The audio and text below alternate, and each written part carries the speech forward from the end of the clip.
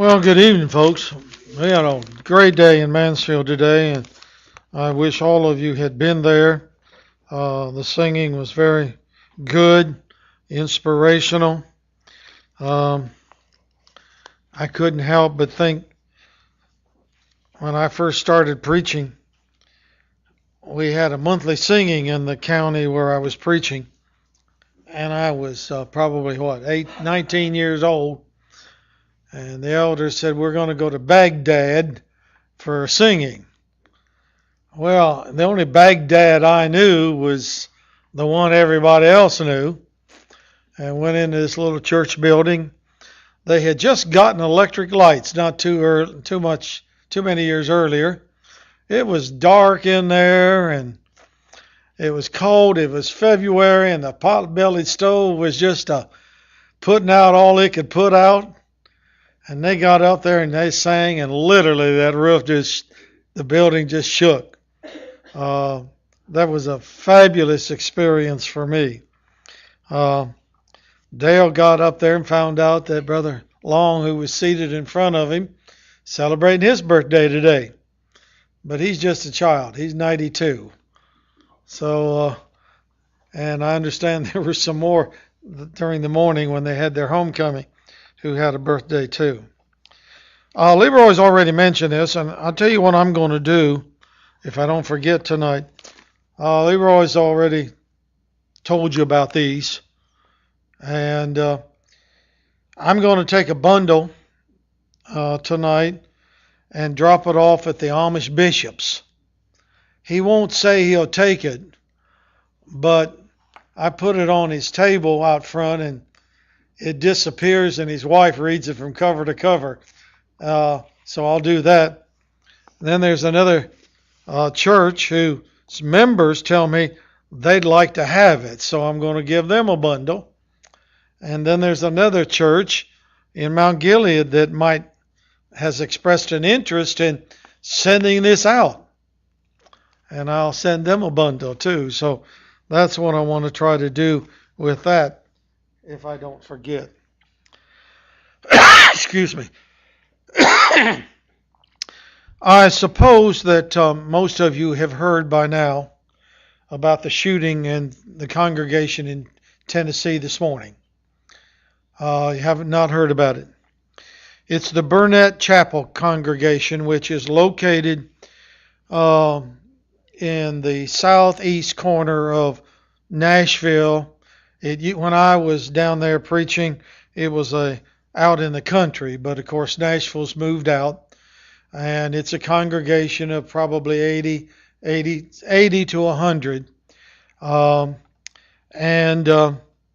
There was a shooting there when the congregation was letting out for the morning worship.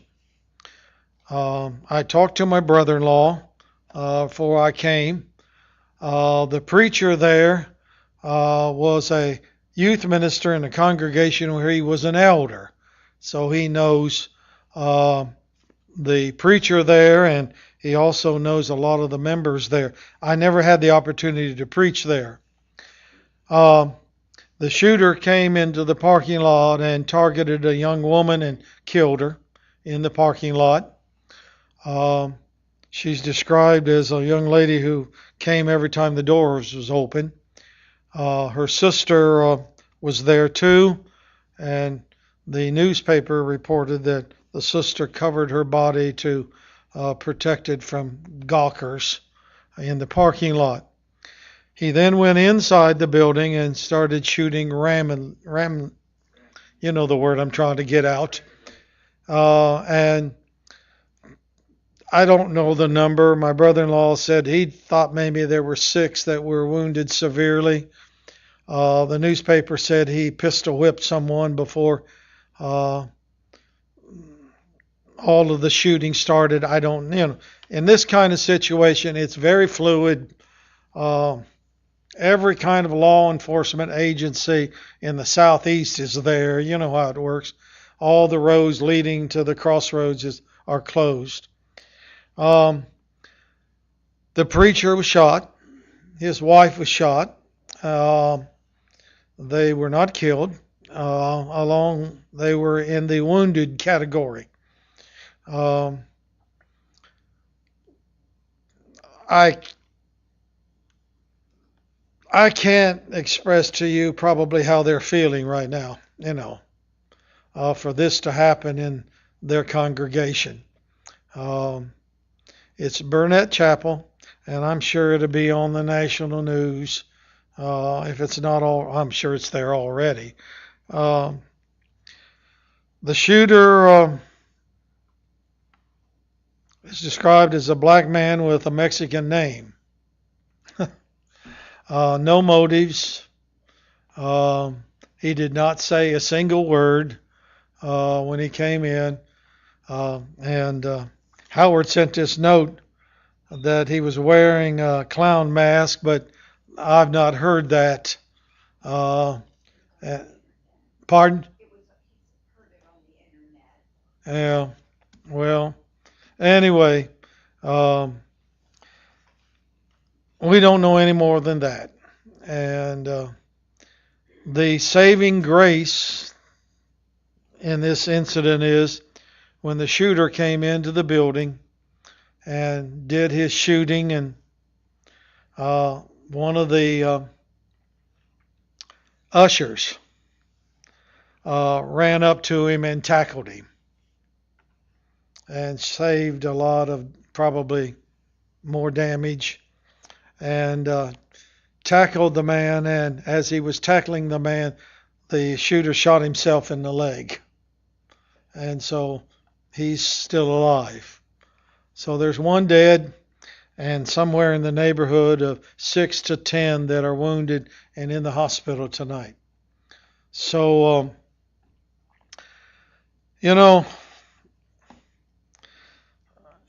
I can't describe to you where Burnett's Chapel is, but it's kind of in the country, but there are all these new houses around. You know how it works. And things like that don't happen out there. So we'll want to remember tonight the people at Burnett's Chapel. Want to remember the family of the girl that was murdered. The preacher and his wife and the others that are wounded are in Vanderbilt Hospital. And we ought to remember them. So I wanted to share that with you while all of you were together rather than try to piecemeal it to one at a time. So that's what I know, and that's what my brother-in-law had just gotten off the phone 1 minute before I called to a family that he knows in that congregation to find out what happened. He targeted a husband and wife in the parking lot, but he missed them. And they ran across the road to a house and took cover. So that's all I know, and just want you to know that. But I can't fathom what next Sunday's worship will be like. That's hard. Okay, let's spend a few minutes tonight on our subject. Tom walked circumspectly, redeeming the time. He'd never heard that topic. Well, Tom, it's going to be a good topic for you. Tom's going to be speaking the second Sunday in October and the last Sunday in October. I might as well tell you my schedule for next month, which is going to be here next Sunday, isn't it? Next week, Kathy and I are going to go to Tennessee. We have a wedding down there in Lawrenceburg, Tennessee on Saturday, and then we'll be making our way back home either on Sunday or Monday. That is the town where Don Cooper is now living. So we may have the opportunity to see him.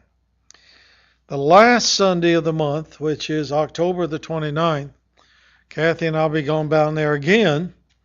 And the Westview congregation is celebrating their 50th anniversary. 67? They built the building that they're in, and they decided to invite all the old preachers back to speak. They found out all of them were dead, but two, and they didn't want the other one, so they said, well, you'll speak at all of those services. So, thank you. The youth minister called and he said, you owe me a big favor. He said, so I've already publicized that you're going to do it. So, anyway, that's where we'll be. And I'm looking forward to that, of course. I want to go to Ephesians chapter 5 very quickly. We don't have but a few minutes, but I think the other was important that you know about what took place. In Ephesians chapter 5, Paul is writing to the church at Ephesus.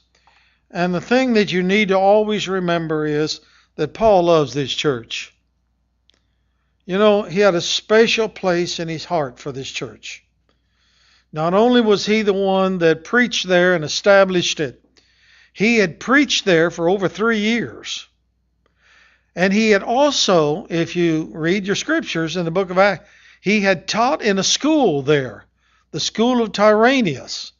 So he was a preacher and a teacher.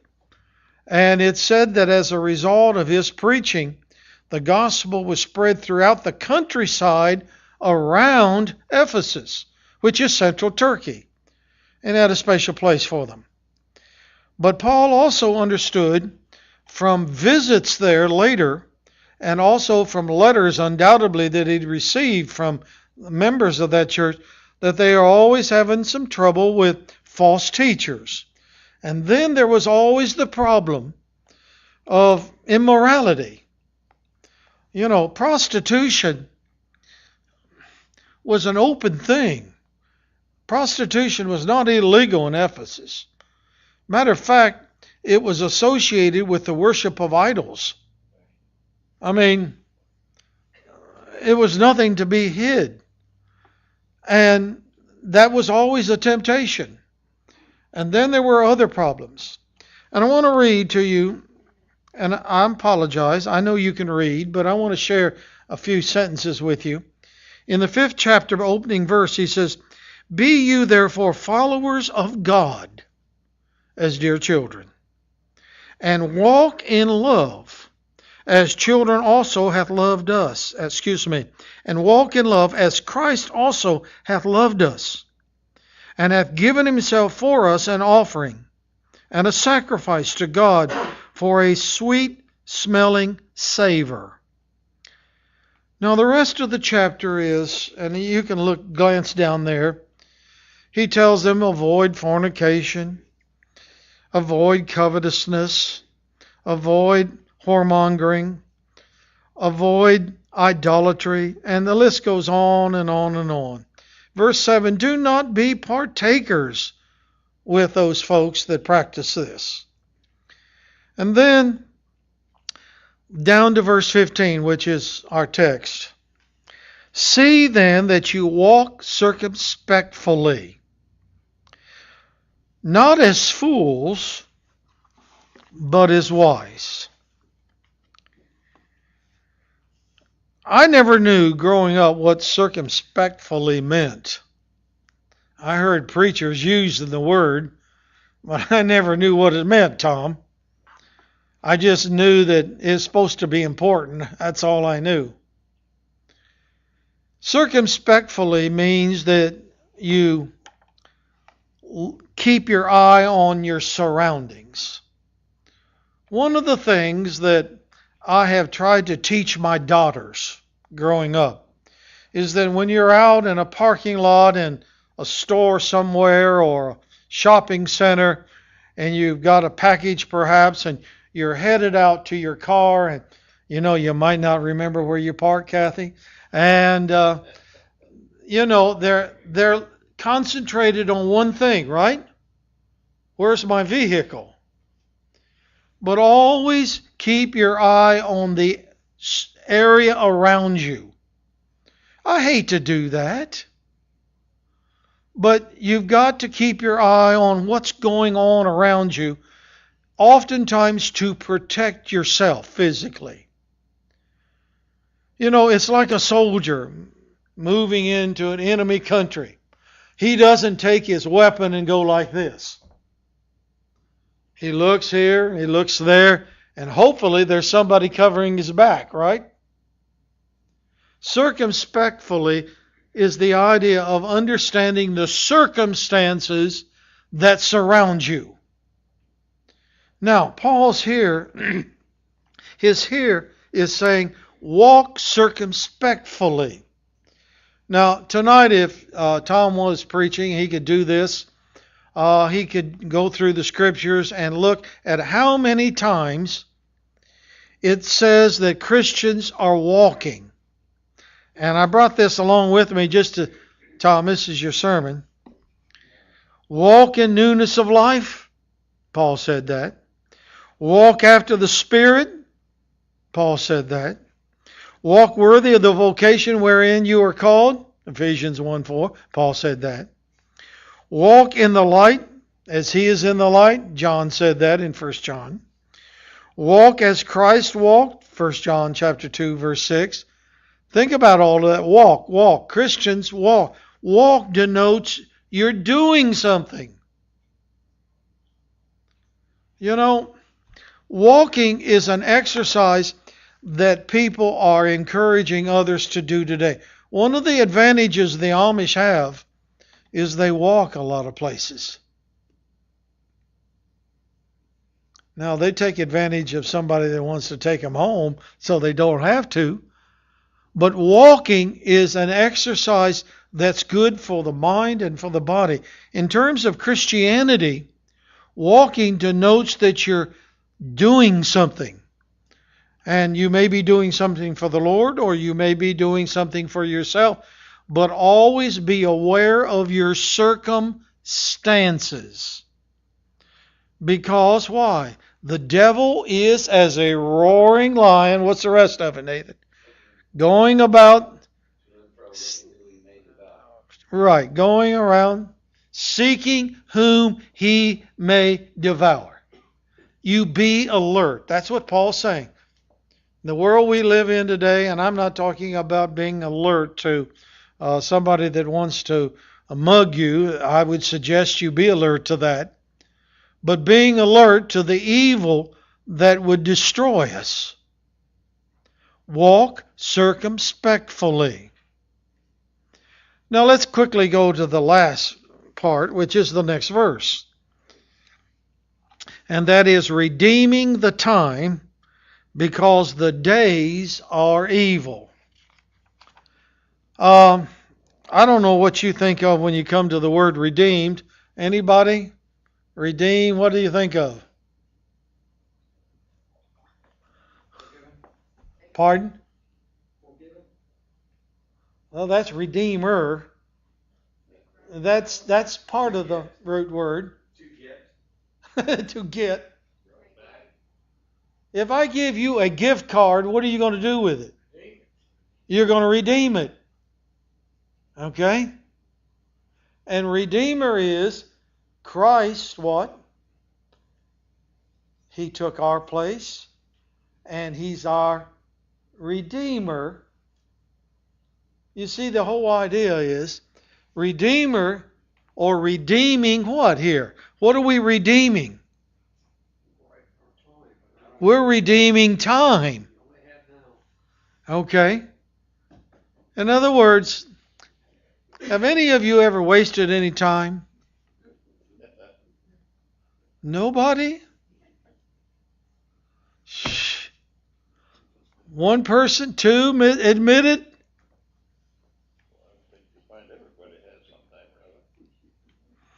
My grandfather Morgan kept a diary every day of his life from the week before he got married to the day he died. And it was not so much a diary, it's what he did every day. And I just get amazed by sitting there and reading it. You know. And there's one entry in all, there are 5 books, and there's one entry in one book. And he wrote the words, loafed today. That's all he put. But there's no other time he loafed, did nothing in all those years. Well, folks, we're to redeem the time. And I got this, and I want to read it to you because I don't know who the author of this is. Someone has taken the time, who, by the way, has more time than I have, to figure all of this out. He said he took the life of a typical man who lived 70 years. And here's what he found. That individual who lived 70 years spent 3 years, and we're talking about night and day, 3 years in education. He spent 8 years in amusements, going to the fair, going to the ball game, whatever. 6 years seated at the dining room table. So for 6 years, if you're 70 years old, you've been sitting there at the table eating.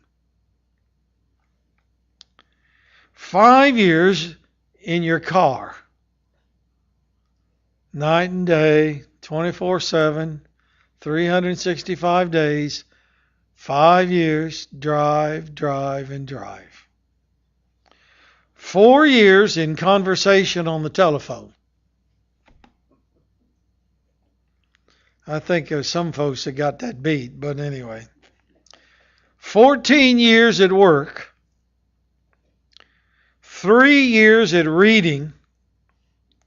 And guess what you were doing for 24 years? Sleeping.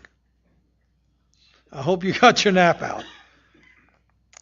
3 years in convalescence. Then he went on further. If you went to church services every Sunday for 45 minutes and you prayed morning for 5 minutes, evening for 5 minutes, you'd be spending 5 months.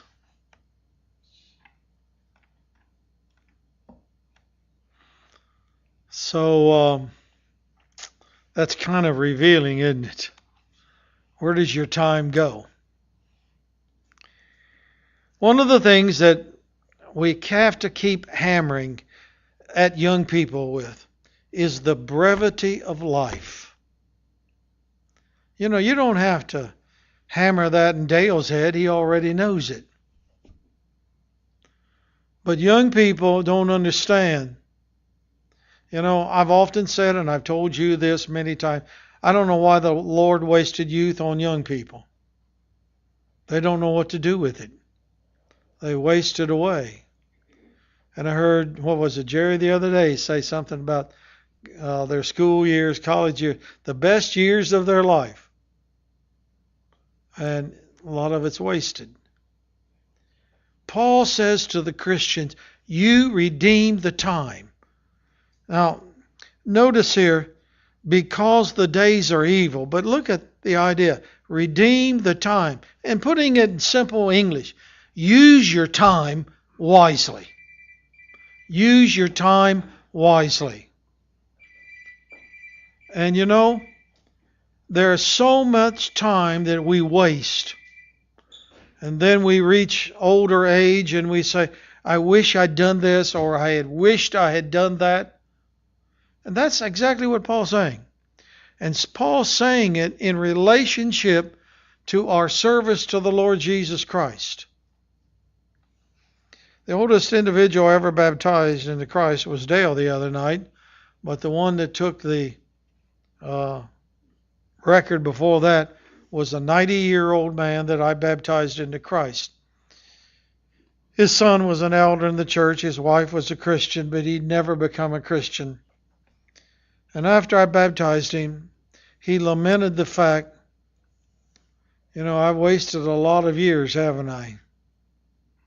And there was not much I could say. You know, it's a tragedy for us as parents to do not do the right kind of parenting when our children are young. And when our children get ready to leave home, we wish we had done it. And I've heard people say, especially young adults who have lost their parents, I wish I'd told Daddy I loved him. I was going to, but Daddy passed away. And I wish, as a daddy, my son said, Daddy, I wish you'd been home more. I'm making a confession tonight. Daddy, I wish you'd been home more. But you were a preacher and you were out helping somebody else. And that hurt me. I regret that. Paul says, folks, don't waste your time. What can you waste your time doing? Nothing. You can waste your time on foolishness. And if you read what Paul says here, look, let's go back here. In verse 3, avoid fornication, all uncleanness, covetousness. Verse 4, neither filthiness nor foolish talking is the King James, nor jesting, which are not good, but rather the giving of thanks. I had a young man come to me once and he said, Vin, I sat down at the dinner table with my dad and mother all my growing up years, and I never heard my daddy give thanks. And as Christians, there are some very simple things involved. And here Paul says, be alert to your circumstances because the evil one wants to destroy you. And then he says, don't waste your time on things of no value. And then he adds this last phrase, and then we've got to quit here. Redeeming the time because the days are evil. Now, there's been a lot of discussion about what Paul's talking about there. But the idea in a general sense is this. There is so much in the world that is evil, and we need not waste our time on it. So tonight I wanted to share those things with you because I've been reading it all week and I'm thinking I need to say that. So Tom, there's your sermon. You can talk about what to use your time on, and you can talk about, don't talk about how you waste it. We're all good at that. And talk about walking circumstantially. Take your hymn books, please, and turn to number 583. Jerry, what is that hymn? Number changes 575. What is that hymn? Softly and tenderly. Softly and tenderly. And the invitation's yours. While we stand, please.